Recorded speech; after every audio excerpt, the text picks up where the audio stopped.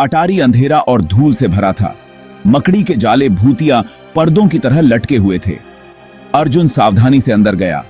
अर्जुन का हाथ पुराने कपड़ों के ढेर के नीचे छिपी किसी चीज से छू गया।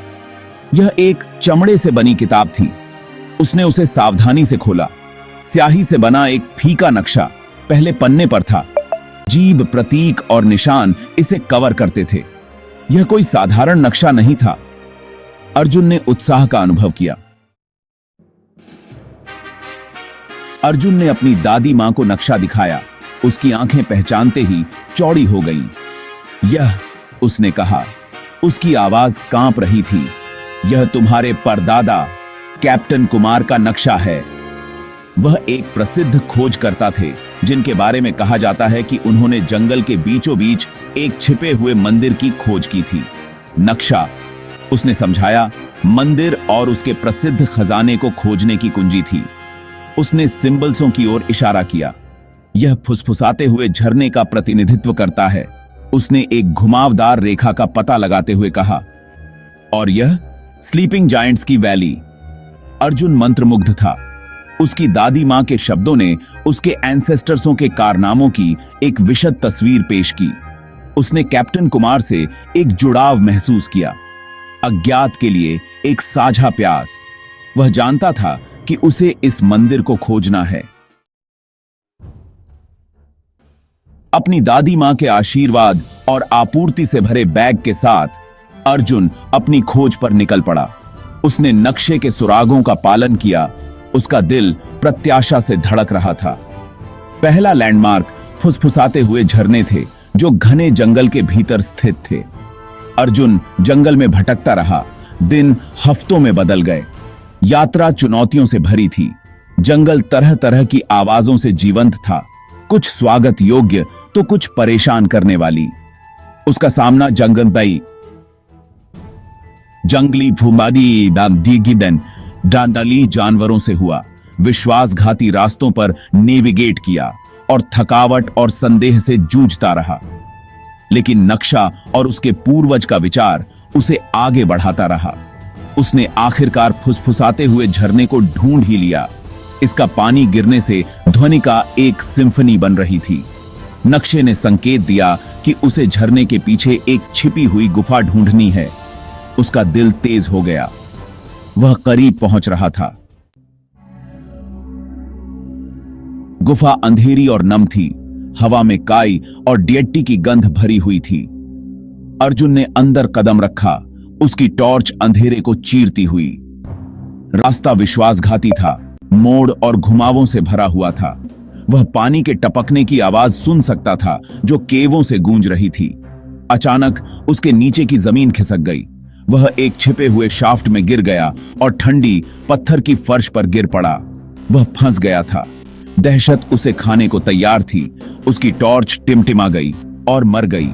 उसे पूरी तरह से अंधेरे में डुबो दिया। लेकिन अर्जुन हार मानने वालों में से नहीं था। उसे अपनी दादी मां के शब्द याद आए। साहस डर का अभाव नहीं है, बल्कि उस पर विजय है। एक गहरी सांस लेते हुए उसने अपने बैग में अपनी दूसरी टॉर्च के लिए टटोला। उसे बाहर निकलने का रास्ता खोजना था। आशा की एक किरण विपत्ति पर विक्ट्री।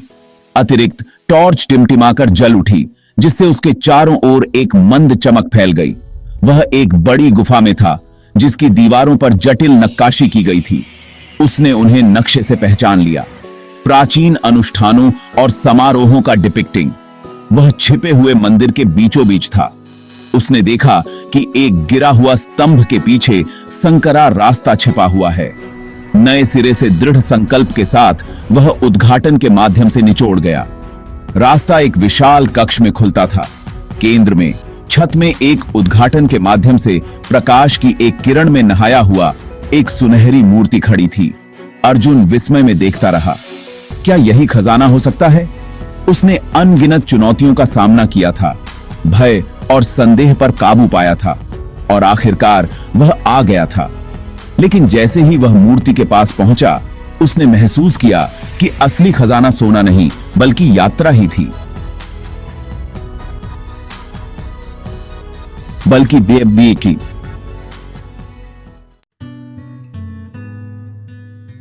खजाना, अनावरण मंजिल तक पहुंचना। सुनहरी मूर्ति में एक बुद्धिमान बूढ़े संत को तोशाया गया था, जिसके हाथ आशीर्वाद में उठे हुए थे। जैसे ही अर्जुन करीब आया, उसने मूर्ति के आधार पर एक छोटा सा शिलालेख देखा।